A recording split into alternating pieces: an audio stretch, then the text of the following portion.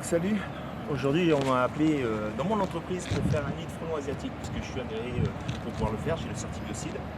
Alors pour info, ici l'année dernière au mois d'octobre, chez Brest Mobilhome, dans les cours, il y a eu un nid secondaire qui a été développé par la société APA, mais peut-être trop tardivement, et ce qui a entraîné des reines fondatrices parties un petit peu disséminées dans toute la campagne ici, sachant qu'ils aiment bien un point d'eau et sources de nourriture, des protéines.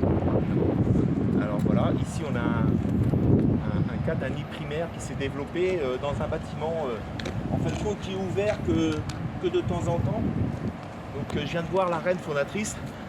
Il faut savoir une chose par rapport au frelon européen et le frelon asiatique. Le frelon asiatique dort fait dodo dans son nid tous les soirs. Le frelon européen, lui, il peut embêter par exemple nos collègues les laitiers qui vont collecter le lait le soir. Eux, les phares, c'est du frelon européen qui fait partie de la chaîne alimentaire et qui peut détruire aussi le frelon asiatique. Donc des ennemis de mes ennemis sont mes amis à protéger. Donc là, ce que je vais faire, c'est deux solutions. Soit que je le fais avec un produit chimique, voilà, mais on peut trouver aussi des solutions alternatives sans rien du tout, avec juste un petit peu d'adresse. La technique du bocal. On pourrait utiliser une bombe de froid, un cueil de sein. Donc là, comme je vous ai dit, je vais utiliser la technique du bocal. Donc le but, c'est de cueillir le nid à l'intérieur, d'emprisonner. Après, je le mets au congélateur toute la nuit. Le matin, tout le monde est mort. Je montre ce qu'il y a dedans. Et puis, je redonne ça à mes poules. Voilà. J'ai utilisé zéro produit chimique.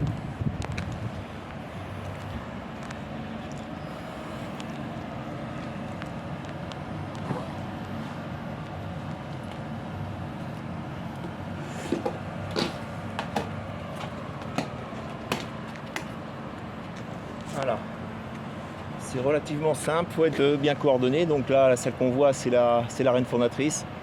Maintenant, je pense que voilà, effectivement, elle a commencé à pondre. Par chez moi, j'ai déjà des nids qui sont déjà à 50 individus et voire 10 ouvrières.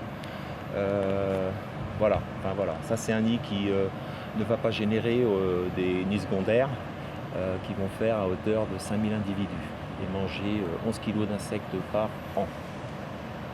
Pas que les abeilles, hein, les bourdons, les cirques, les coccinelles, les libellules, tout ce qui s'ensuit. Donc c'est vraiment très important de prendre en conscience ce phénomène du frelon asiatique, qui est une espèce envahissante exotique, voilà, qui se plaît bien aussi chez nous. Donc là, il va aller dans le congélateur toute la nuit. Demain matin, je vais l'ouvrir, je vais regarder un peu ce qu'il y a dedans, et puis ça ira au clou. Voilà.